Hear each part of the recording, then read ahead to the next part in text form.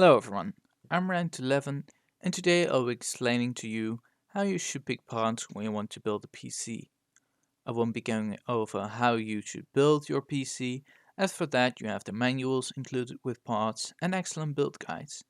I also will be focusing mostly on gaming PCs, but the general process is the same for other kinds of usages. I don't recommend building right now, of course, due to the coronavirus pandemic, everything is overpriced, especially video cards. So let's get to it. First of all, you need to know a few things. Your region, well, I assume you know that, so you can enter it in tools and use your local stores. This tool, PC Bar Picker, automatically checks prices for all your local stores, unless your country doesn't have stores included. You can check that by searching a bit.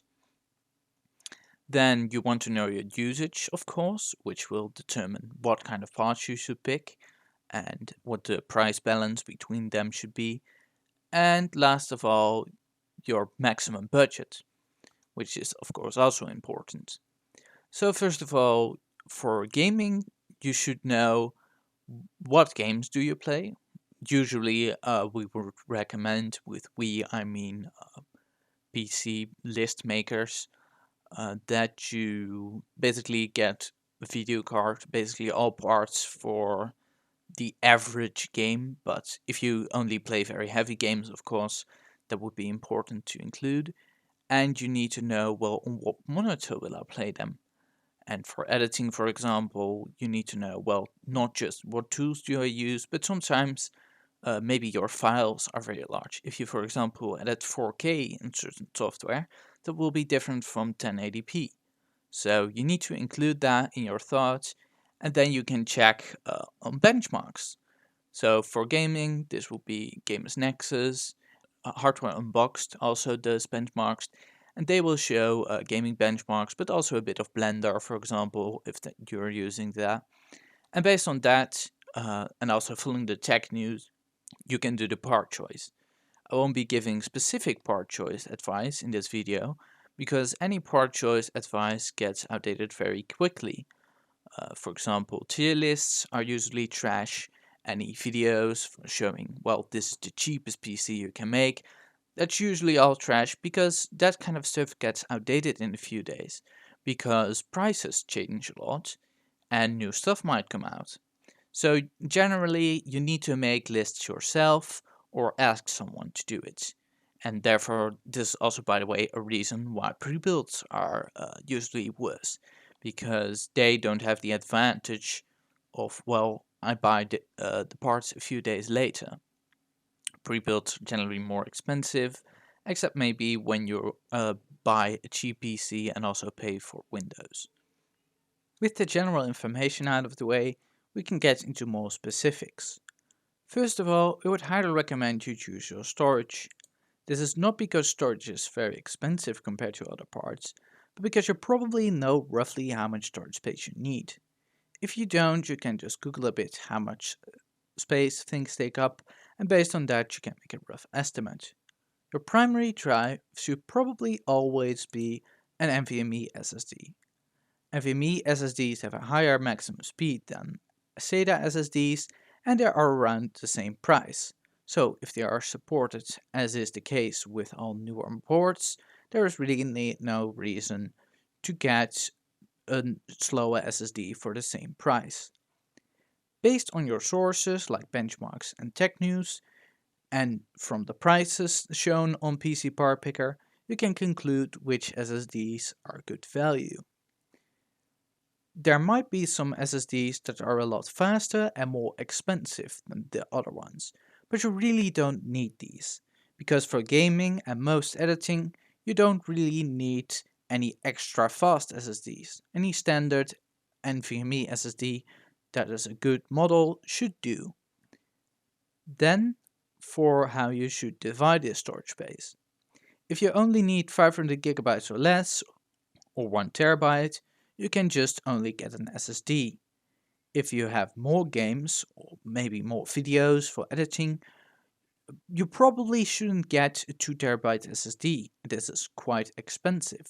So you can either get a 500 gigabytes SSD with a 2 terabyte hard drive, or you can get a 1 terabyte SSD with a 2 terabyte hard drive also. You probably should stick to the 500 gigabyte SSD, as most games don't really benefit from SSD speeds. If you do happen to have a lot of games that benefit from SSD speeds, you could get the 1 terabyte SSD.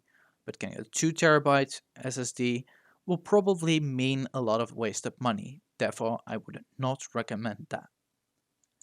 Then we have the video card. The video card is most expensive in most builds, and for gaming builds, that should be the case. For a video card, you can probably make quite a good guess what kind of video card you need from the benchmarks and from the news and from what monitor you have. If you combine those, you can probably see, well, what kind of video cards would be in the range of what I need, and then you can just pick the one that is the best value.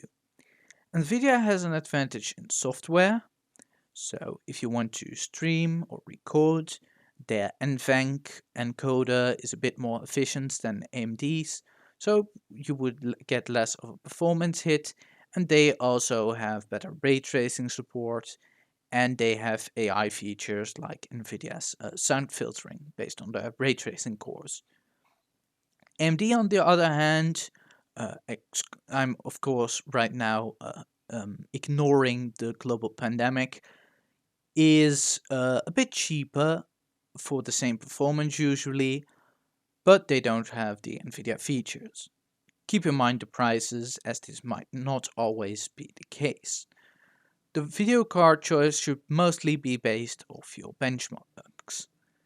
The models only really differ a bit in performance, only a few percent, and for the rest, it's mostly their cooling model that is different. For example, for high power card, you might not want it to be loud. So if the 3-fan model is only a few bucks more, why not get that and save a bit of sound annoyance? Then, depending on your CPU's RAM limits, you can choose memory. For basically all CPUs right now, you can just filter on any RAM higher than 3000 MHz. Without the pandemic, you could just pick any good value RAM between 3000 MHz and 3600 MHz. There are two factors that are important and are also combined in this list. You have the speed, which is good as it goes up. You have the cache latency, which is good as it goes down. This is combined in first word latency, and this is basically the most direct indicator of performance. There is a few differences that are basically invisible here. If you want to overclock your RAM, you have to do a bit of research, but in general, there aren't really any RAM benchmarks because the differences are really small unless you start to overclock.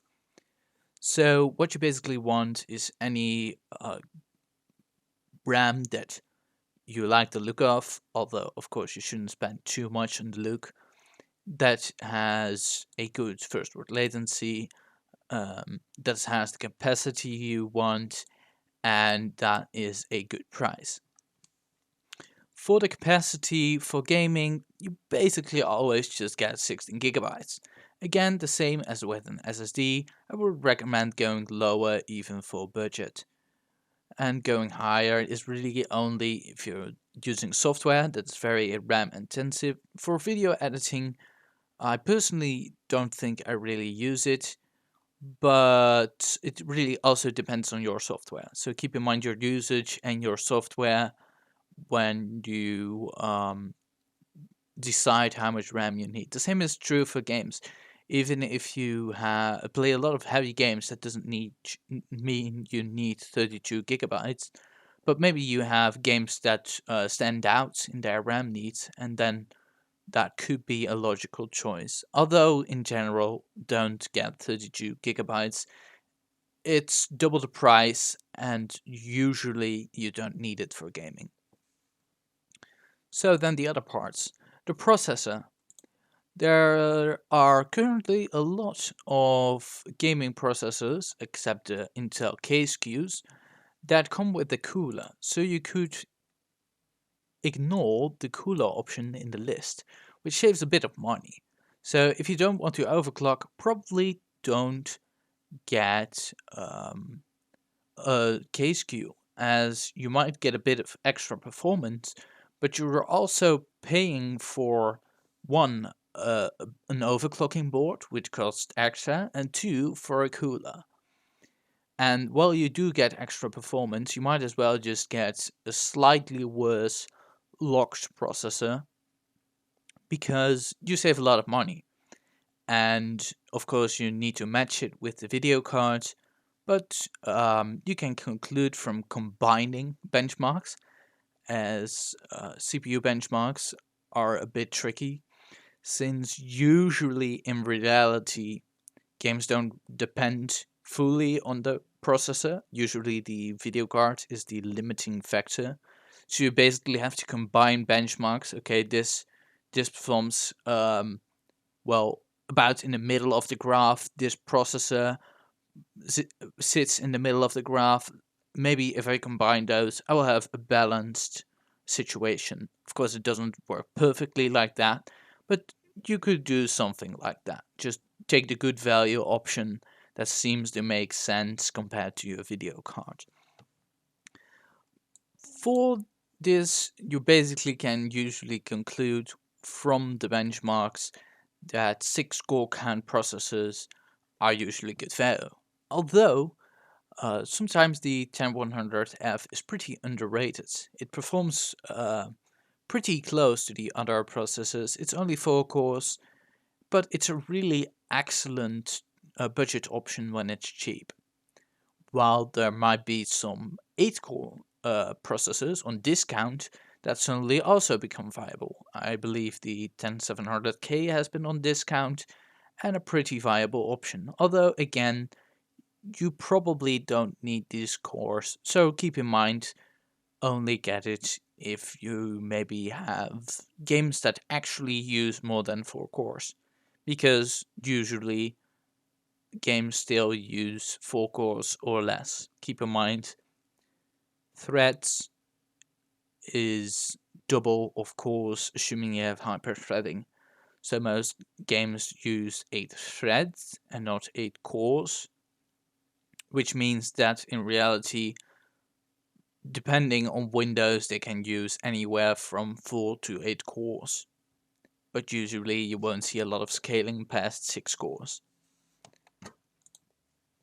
Then based on the CPU, you can choose your motherboard. Keep the motherboard price in mind as you choose your processor, as some processors might have more expensive boards. As I mentioned, the KSQs do have more expensive boards. So basically, when you select a processor, always keep that in mind. Basically, all connected parts should be kept in mind, including the RAM, for example. This basically purely depends on your processor. For example, for the locked processors, you can basically get almost any board for the 6-core parts at least, because they don't really suck a lot of power. So you don't really need a powerful board. While for overclocking, those chips can pull a lot of power sometimes, and then you might need a more expensive board. I won't really go into a lot of depth for motherboards because, well, it's mostly a few things: ports, overclocking, and how much power output can the board handle. And usually you don't need that power output unless you start overclocking or have a K processor or any high core count processor that sucks a lot of power. So let's go back to our list. Well, all that really remains is our power supply.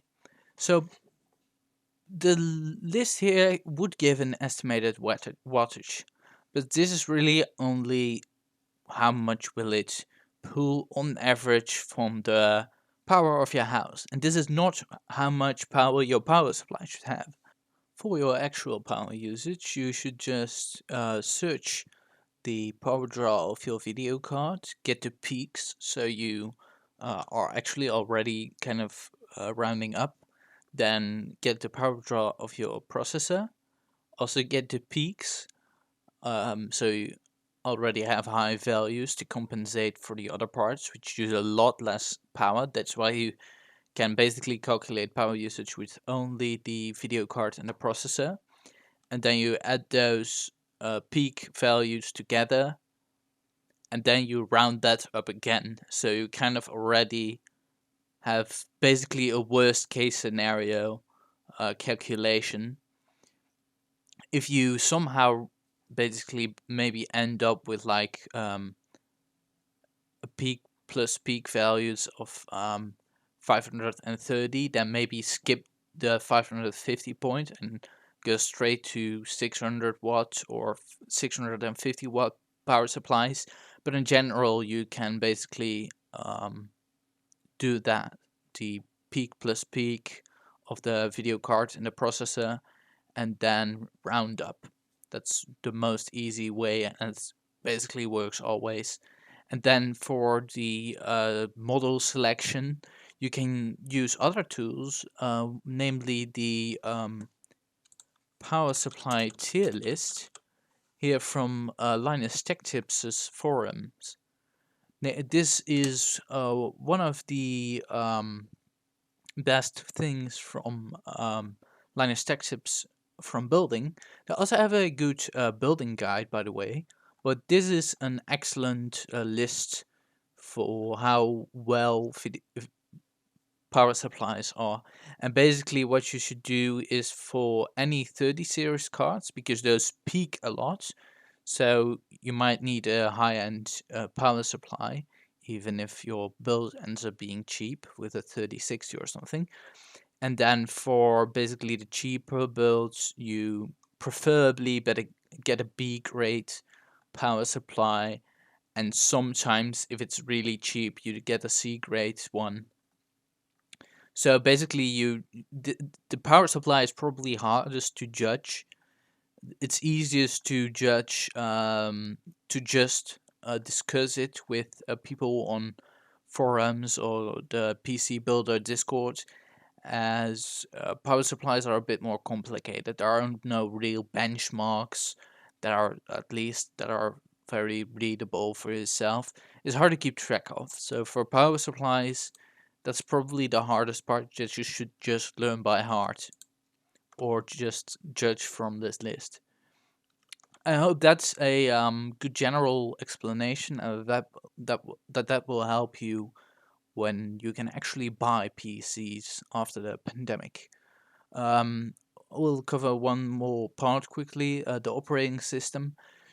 The Windows license is like $100 by default. That's pretty ridiculous.